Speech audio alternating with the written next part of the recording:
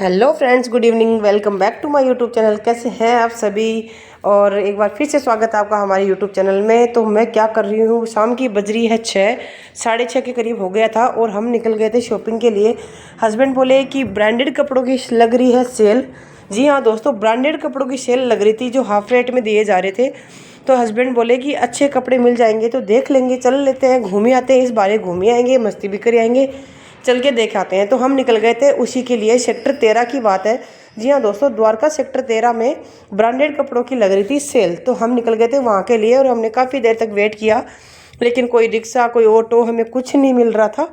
लेकिन फिर बाद में हस्बैंड ने ऑटो बुक किया तो ऑटो वाले ने भी काफ़ी टाइम लगा दिया आने में।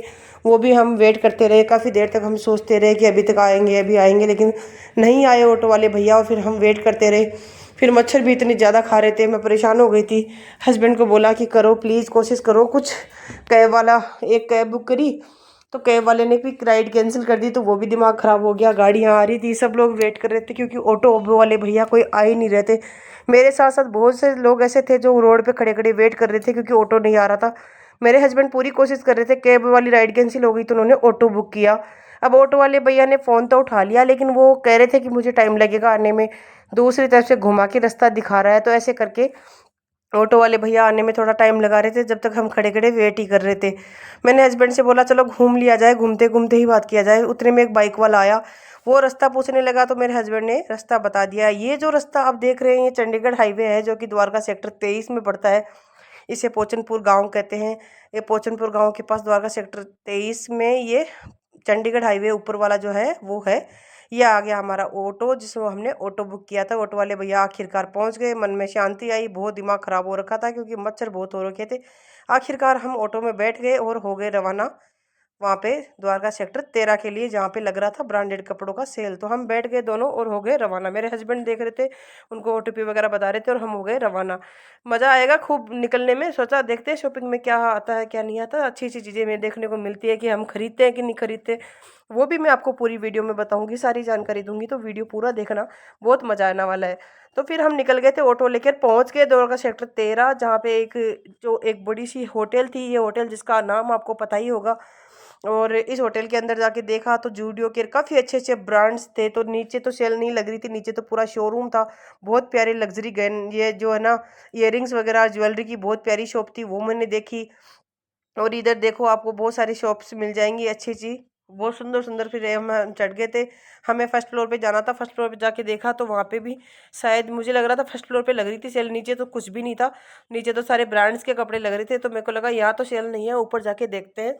तो हम ऊपर चले गए थे, ऊपर जाके देखा तो वहाँ पे भी कोई नहीं था, कुछ भी सेल नहीं लग रहा था। सब लोग वहाँ पे ब्रांड्स के ही कपड़े से दिख रहे थे और सेल का तो मुझे कहीं सीन ही नज़र नहीं आया। मैं चारों तरफ देख ली, लेकिन मुझे कहीं लग ही नहीं रहा था कि हम कहीं सेल में आए। हम तो लग रहा था मैं तो कहीं रेस्टोरेंट में ही आई हूँ। और ये देखो इतने सारे बोर्ड्स लगे हुए थे और नीचे बहुत शानदार डेकोरेशन करी हुई थी, इतना मज़ा आ रहा था देखने में।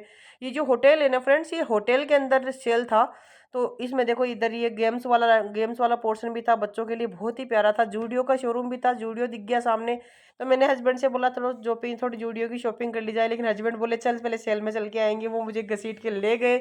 आखिर उन्होंने मुझे मना ही कर दिया, मेरे को जाने का बहुत मन था लेकिन मैं नहीं जा पाई। फिर बाद में देखा तो नीचे क्या शानदार डेकोरेशन कर रखी थी, दिवाली की इतनी मस्त डेकोरेशन हो रखी थी फ्रेंड्स की पूछो मत बात। इतना दिमाग खराब हो गया था, मेरा जाने का बहुत मन था लेकिन हस्बैंड जाने नहीं दे रहे थे। लास्ट में फिर हम गए वहाँ पे जहाँ कि हम देखो कि ना पूरा ये जो गेम्स वाला पोर्शन था बच्चों के लिए भी बहुत अच्छा था। हस्बैंड बोले पहले इस पे ध्यान हटाओ और हम जहाँ जो काम करने आए हैं पहले वो काम करेंगे।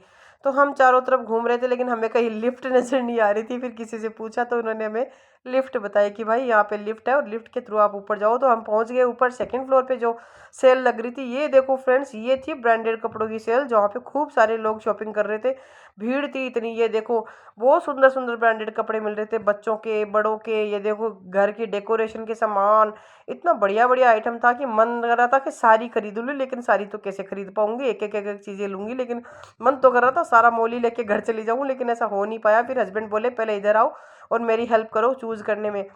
तो फिर मैंने हस्बैंड की शर्ट्स और पैंट वगैरह उनको लेनी थी तो उन्होंने उनकी मैंने हेल्प करवाई। उनके लिए मैंने 2 ड्रेस ली, 2 शर्ट और 2 पैंट उनके लिए ली। फिर मैंने सोचा एक उनके लिए पजामा लिया। ये देखो मेरे हाथ में जो पजामा है 600 का ये पजामा था। वैसे इसकी प्राइस देखे तो 1800 थी।